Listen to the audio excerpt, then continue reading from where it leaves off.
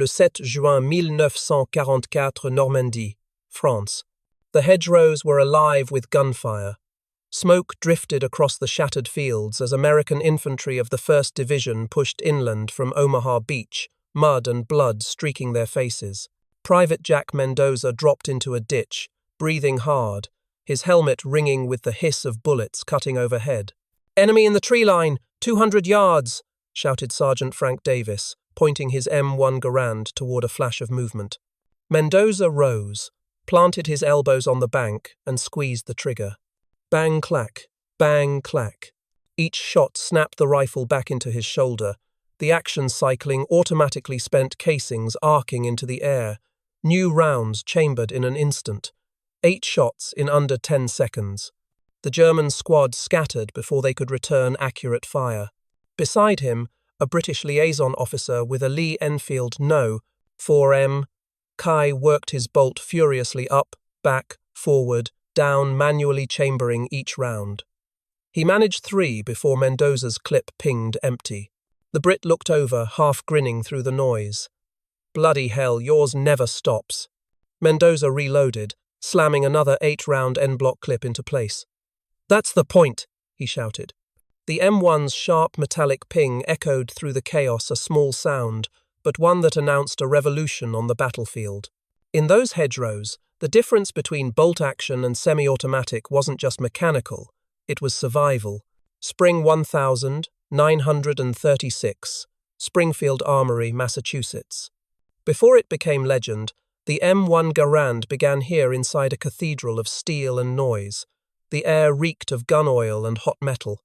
Rows of machinists stood over lathes, cutting, shaping and polishing parts that would one day arm millions of men. At the center of it all stood John Cantius Garand, a quiet Canadian-born engineer with wire-rimmed glasses and a pipe between his teeth. To the workers, he was just Mr.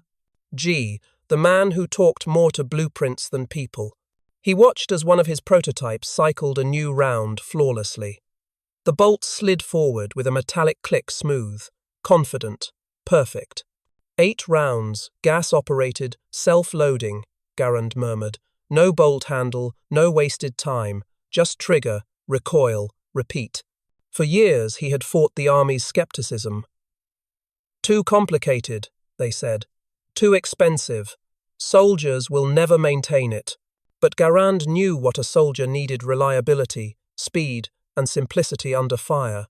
He'd spent over a decade designing this weapon at Springfield Armory, refining it through hundreds of failures.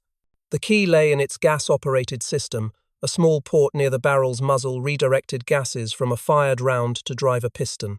That piston cycled the bolt, ejected the spent casing, and loaded the next round automatically. In mechanical terms, it was genius. In human terms, it meant the difference between firing once or 8 times before your enemy could even lift his head. By 1936, the U.S. Army finally approved the design. President Franklin D. Roosevelt himself signed off on the adoption of the U.S. rifle caliber .30 M1. When the news reached Garand's small office, he simply smiled, set down his pipe, and whispered, "Now the boys will have a fighting chance." Across the Atlantic, British ordnance officers took note but dismissed the concept. Their Lee-Enfield, though bolt action, had served faithfully since the Great War, rugged, accurate, and dependable. "If it isn't broken," one colonel said, "why fix it?" No one yet knew that within a decade, those words would sound like an echo from another age. Because when war came, the difference between manual and automatic would rewrite infantry tactics forever. In the fields of Europe, the sound of the Garand's bang-clack would become the heartbeat of the Allied advance. July 1943. Near Catania, Sicily. The air shimmered with heat and dust as Allied forces advanced through the olive groves outside the smoking ruins of Catania.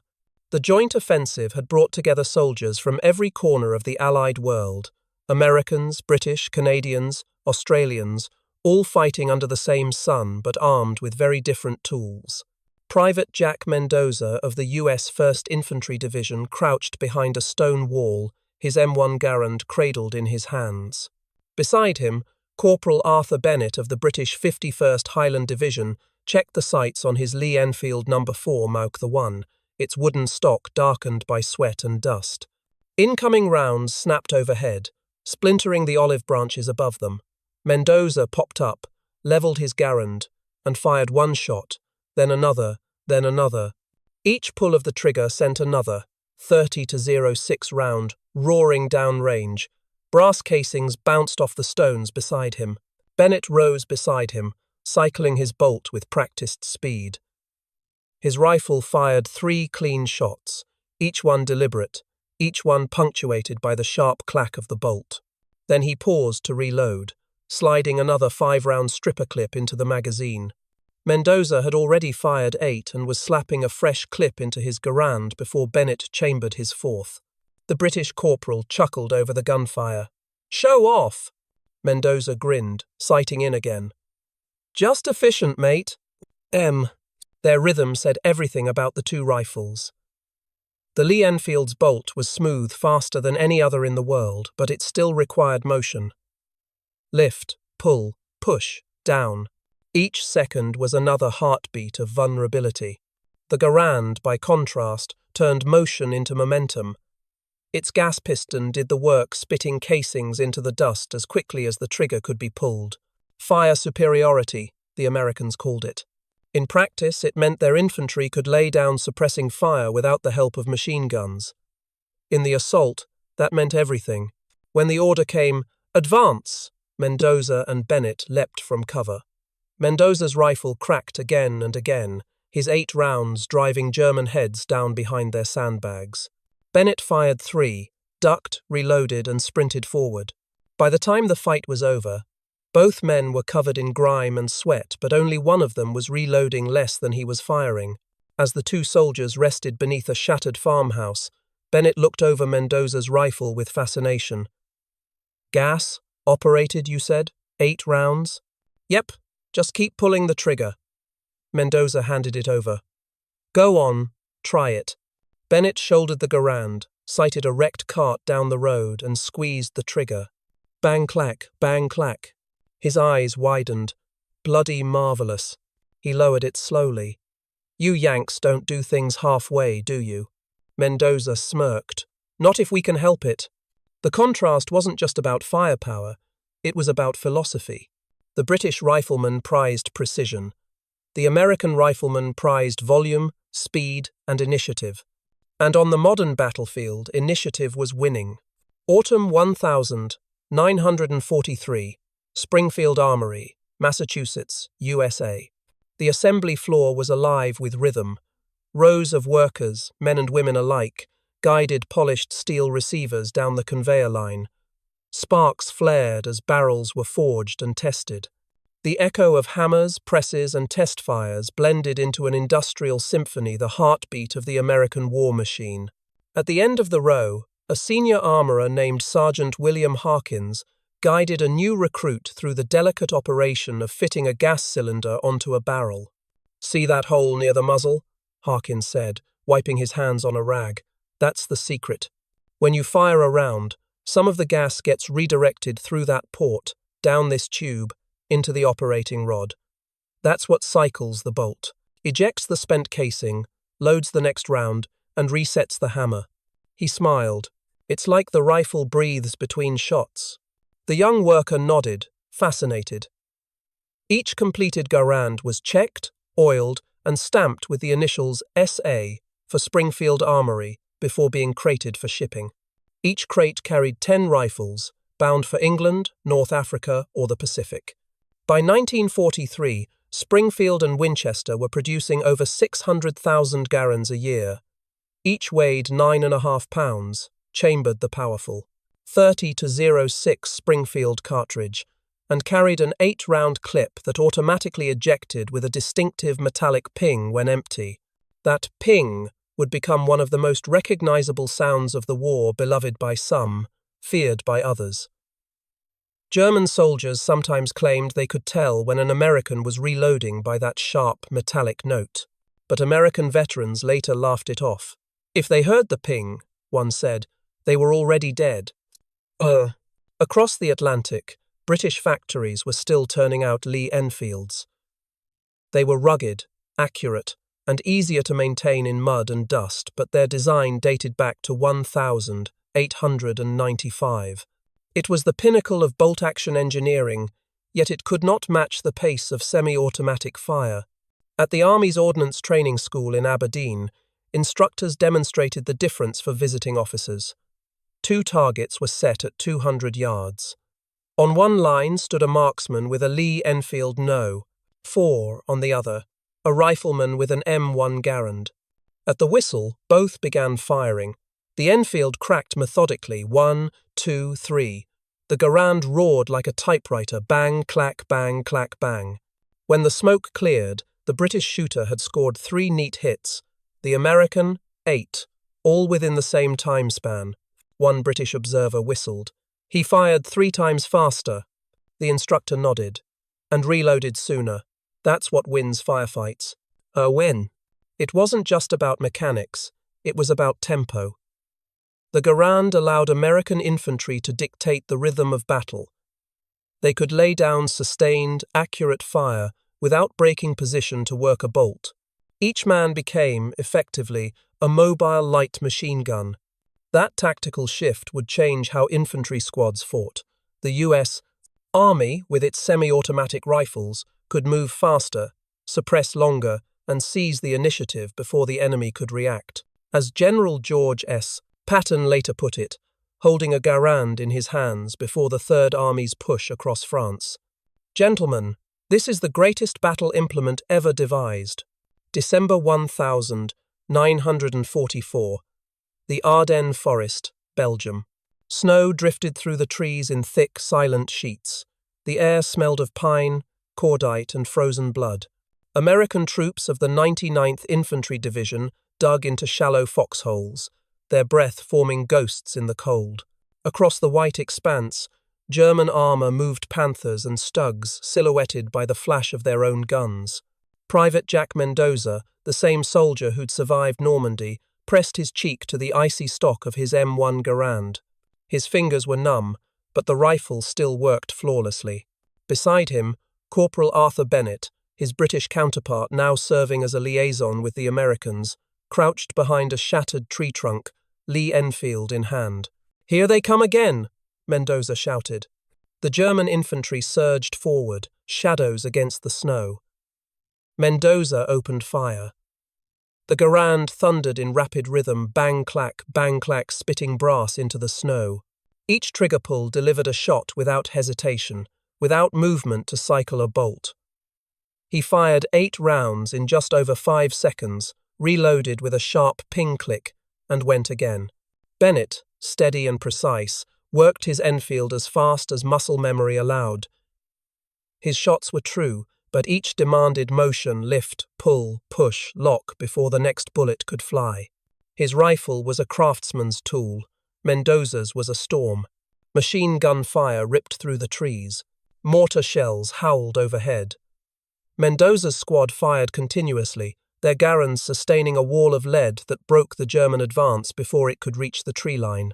When the smoke cleared, the snow was torn and blackened.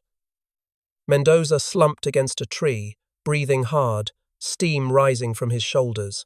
He looked over at Bennett, who sat wiping snow from his bolt handle. "Hell of a fight," Bennett said, his accent crisp even in exhaustion. "You Yanks, you've got a fine rifle." Mendoza grinned weakly. "It's the rifle that does half the fighting." Bennett turned the Garand over in his hands, studying its smooth mechanism. "Gas-operated, you said. You realize this makes every man in your line a one-man machine gun." "That's the idea," Mendoza replied, lighting a cigarette with shaking hands. The 2 men sat in silence for a moment, listening to the creak of frozen branches. Far to the east, the war's thunder rolled on, but here, in this snow-choked forest, the M1 Garand had proven itself once again. It didn't jam, it didn't freeze, it didn't wait for permission to fire. It simply worked shot after shot, day after day.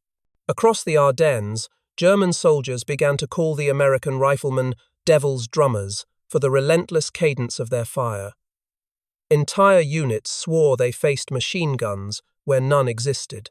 But it wasn't a machine gun, it was thousands of Garands, fired by thousands of hands, all across a continent that was finally pushing Hitler's armies backward. In that white hell of Belgium, one truth was becoming clear. The weapon that John Garand had built in silence was now speaking for America, loud, unyielding, and unstoppable. May 1945, Okinawa, Japan. The air was thick with smoke and rain, the jungle mud slick beneath the boots of exhausted Marines. Artillery thumped in the distance, echoing across shattered hills where fire and water mixed into steam. The Battle of Okinawa had become a nightmare, every ridge, every cave, every yard paid for in blood.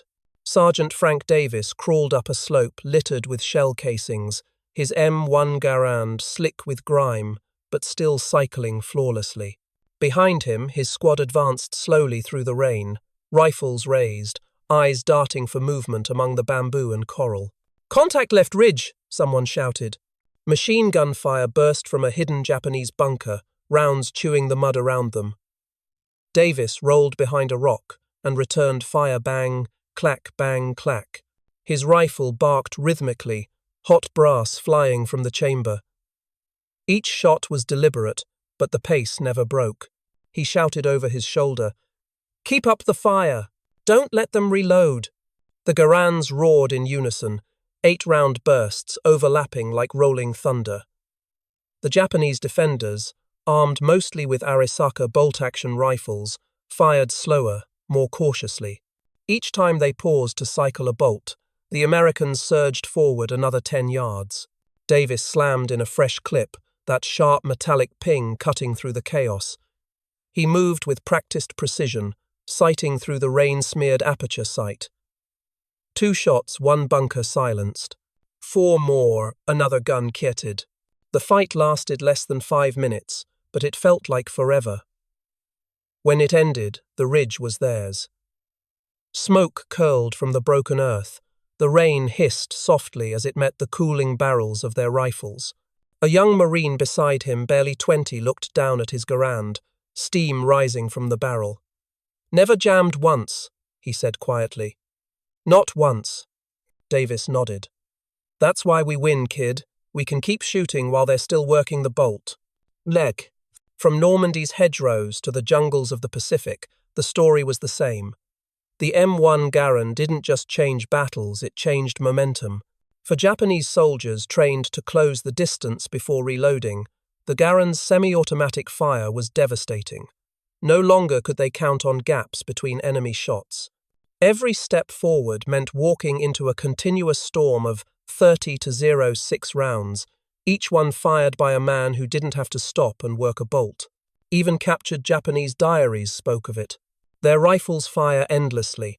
We die before we can reach them. As Okinawa burned, American Marines cleaned their weapons, reloaded and pressed on. The rifle that had begun as a mechanical curiosity in a quiet Massachusetts workshop now defined the pace of modern war. And though the M1 steel and walnut stock bore the scars of salt and mud, it still fired as smoothly as the day it left the armory. When the final gunfire faded over Okinawa and the long shadow of the atomic age began to rise, the soldiers and Marines who survived knew one thing. The Garand had been more than a weapon. It was the voice of an army and the heartbeat of a generation. Summer 1945, Salisbury Plain, England. The war in Europe was over. The thunder of artillery had been replaced by the hum of jeeps and the distant clatter of teacups in field tents. American and British units shared the same bases, now trading stories, cigarettes, and inevitably, rifles. On a clear afternoon, soldiers from both armies gathered on the firing range. Targets lined the hillside, wooden silhouettes at 100, 200, and 300 yards. At one bench stood Private Jack Mendoza, his trusty M1 Garand resting on sandbags. Beside him, Corporal Arthur Bennett adjusted the sling on his Lee-Enfield No. 4-1, the rifle polished and oiled like a museum piece. A British sergeant grinned. "All right, Yanks, let's see if your miracle rifle can outshoot the Empire's finest bolt gun." Mendoza chuckled. "You're on." The whistle blew. Both rifles cracked once, twice, 3 times. Mendoza's M1 thundered rhythmically, brass flying in neat arcs. Bennett's Enfield barked in staccato bursts, his hand a blur as he cycled the bolt, every motion smooth and precise. After 10 seconds, the Garand went silent, the famous ping, echoing across the range as Mendoza reloaded. Bennett was still firing, fast for a bolt action, but he hadn't yet matched Mendoza's 8 shots. When the range officer called ceasefire, they walked downrange together. Mendoza's target was peppered 8 hits in a tight pattern. Bennett's had 5, clean and centered. The sergeant examined both and whistled softly. "Well, that settles that." Bennett laughed, wiping sweat from his brow. "Aye, your Garand's a beast, fast as a machine gun, steady as a Lee, but I'll keep my Enfield for tea time shooting none of that Yankee racket." Mendoza smirked. "You'd be out of tea before I'm out of ammo." They both laughed, their friendly rivalry masking a deeper truth. The 2 rifles represented 2 worlds colliding. The British rifleman's art was tradition, craftsmanship, control, and precision under pressure. The American rifleman's creed was innovation, speed, volume, and relentless aggression. In the end, both had served their nations with honor. The Lee-Enfield was the last great bolt action of its kind, the product of an empire forged in trenches and colonies. The M1 Garand was the rifle of an industrial giant, built by mass production, fueled by ambition, and wielded by a generation that believed no problem was unsolvable. Bennett leaned on his rifle and looked out at the fields beyond. "You know," he said quietly, "in another war, they'll all be like yours, self-loaders, no bolts, no pauses." Mendoza nodded. "Yeah, but it started with this one." He patted the Garand's walnut stock, the wood darkened by sweat and oil. Old John Garand changed everything. They stood in silence for a while, watching the evening sun sink over the plain. 2 soldiers, 2 rifles, and 1 shared understanding. The battlefield had changed forever. Behind them, the next group of soldiers stepped up to the line. Americans, Brits, Canadians, all armed with Garands now. The metallic ping of empty clips echoed again across the range, marking the sound of a new era. 1946, Springfield Armory, Massachusetts. The war was over. The workshops that once roared day and night now echoed with the quiet hum of peacetime repairs. Rows of M1 Garands lay neatly stacked in wooden crates, some returning from Europe, others from the islands of the Pacific, their walnut stock scarred, their barrels still smelling faintly of gun oil and jungle rain. In a small office overlooking the factory floor, John C. Garand, older now, his hair grey at the temples, stood beside one of his own creations. He ran his hand along the receiver, feeling the scratches and dents left by battle. It was not a pristine rifle anymore, but it was real, a survivor of the greatest conflict in history. An ordnance officer entered quietly, carrying a clipboard. "Mr. Garand," he said respectfully, "the Army's recommending you for the Medal of Merit. The M1 changed everything. General Patton himself said it was the greatest battle implement ever devised." Garand smiled faintly. "It wasn't just the rifle," he said. "It was the men behind it." Outside, young veterans waited in line for discharge papers. M1s slung over their shoulders one last time. To them, it wasn't just a weapon, it was a companion. Whatley Altwell, it had been with them on D-Day beaches, in frozen foxholes, and in steaming jungles. It had spoken for them when words failed, steady and unflinching, through terror and triumph alike. Across the ocean, the British Lee-Enfield remained in service, still a fine rifle, still a symbol of discipline and marksmanship. But history was moving on. The era of the bolt action was closing, and the semi-automatic age had begun. Nations would soon design their own self-loading rifles, each inspired by the mechanical poetry that John Garand had first brought to life. In the years to come, the M1's influence would be everywhere: the German G43, the Soviet SKS, the Belgian FN-49, the American M14, all carried echoes of the rifle born in the quiet hills of Massachusetts. Garand picked up one of the spent clips from his desk, the small steel band that had fed millions of rounds through his rifle. He turned it over in his hands, smiling at the soft ping it made when it hit the table. "That sound," he said softly, "meant we were still fighting, still alive." Les Bris. He looked out across the empty factory, sunlight glinting off the racks of disassembled rifles. "I suppose," he murmured, "a man couldn't ask for a better legacy than that." As he left the armory for the last time, the afternoon wind carried faint echoes, the mechanical rhythm of 8 shots fired in perfect cadence. The M1 Garand had done more than give America firepower. It had given its soldiers confidence. It had turned the tide in Europe, in the Pacific, and in the hearts of men who believed no obstacle was too great to overcome. In the hands of ordinary soldiers, it became something extraordinary, the voice of a nation, the instrument of liberation, and the rifle that changed the very nature of war.